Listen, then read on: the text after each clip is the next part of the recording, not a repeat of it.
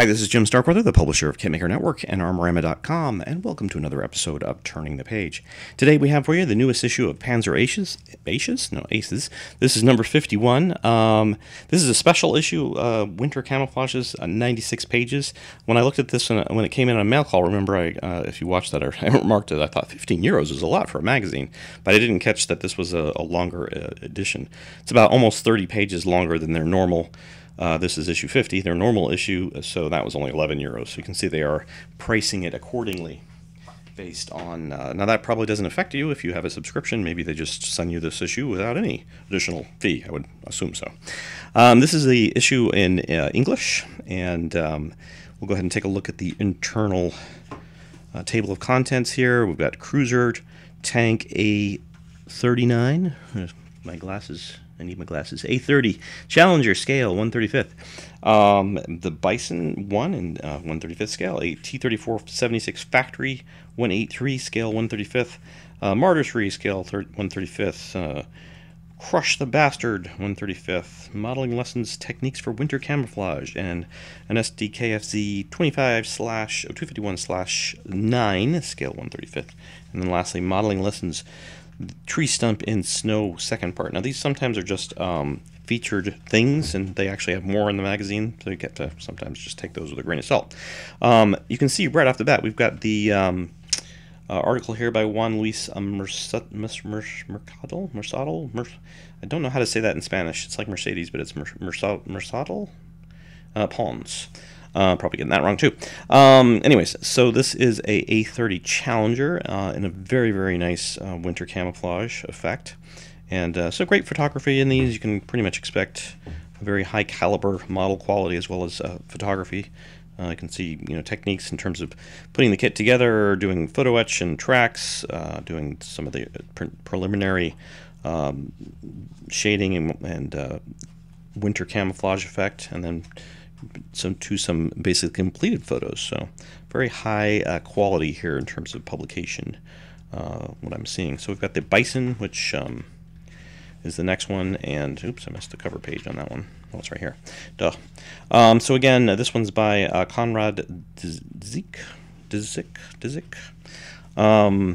How do you guys do it in Europe? How do you just know like all these names? It's like maybe you just grow up with them more, so it's kind of like, oh, I know how to say that in Polish, or even though I'm English. Yeah, I don't get it. We don't deal with many names like this. Now, Volochenkov, that name I've heard. I mean, it's usually kind of said Vol. I mean, this is Roman. This is one of our own guys here, but Volochenkov. But it's usually kind of, I mean, there's another Russian name, Volochenkov, but it's usually like there's a Vol. Now, I was actually listening to something online. Yes, I'm getting sidetracked, but I was listening to something online talking about how to pronounce names in Russian, and actually the title of the video was something like, how you're probably mispronouncing things in Russian that you think you're pronouncing correctly, to that effect. And it was true, because there were a lot of things that the way you thought they would be said in Russian are not the way they'd be said in Russian. Now, Roman is not Russian, but the name is Slavic, obviously, so I'm just kind of, just to get that out there. But yeah, it's just interesting name things. I always get bogged down in these side details, don't I? But yeah, some great work here by Roman with this T-34 76 in factory, and again, high quality here with various step-by-steps, pieces, bits going together, and then yeah, the final vignette there is very nice, very nicely done. Kudos to Roman for that one. Even though I can't say your last name correctly. Well, it's all right, because I'm sure Starkweather is really difficult to someone. Well, it could be, I guess, if they start trying to pronounce it in their own, derivations and so forth.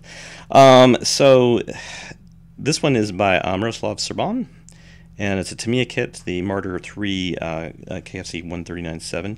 So again, going in lots of detail on this. The reason I'm kind of flipping through this with a little more, a little less speed, because I think that I'm just trying to show that a lot of people are, with these magazines, because they might be difficult to find in terms of purchasing them and stuff. I just trying to show that they really do have a lot of model content. And in fact, there are books I get that don't have this level of detail in terms of these projects and such.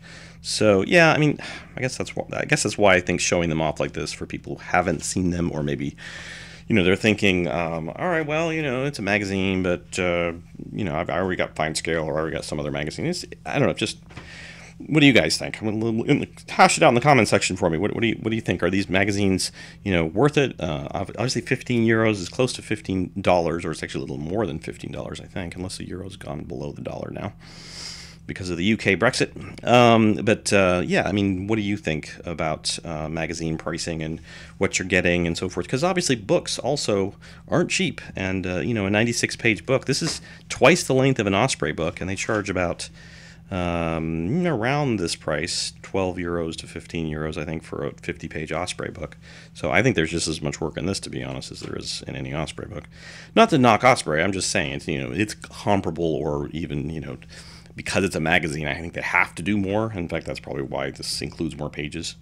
But yeah, anyways, a little bit of controversy thrown into the video to make it interesting, obviously, because that's all I care about, is making these things dramatic, right? And interjecting controversy. And I have a bug on my windowsill. Anyways, sorry, he's just distracting me. Well, thanks to Ession Press for sending us this latest issue of Panzer Aces, and I hope I've given you a little bit of a decent preview about what's in this issue, as well as what to kind of expect in a Panzer Aces armor modeling magazine issue. So if you have any comments, questions, suggestions, things you want to talk about, please do that in our comment section, whether you're on YouTube, Facebook, our websites, whatever. And we will see you next time on Turning the Page.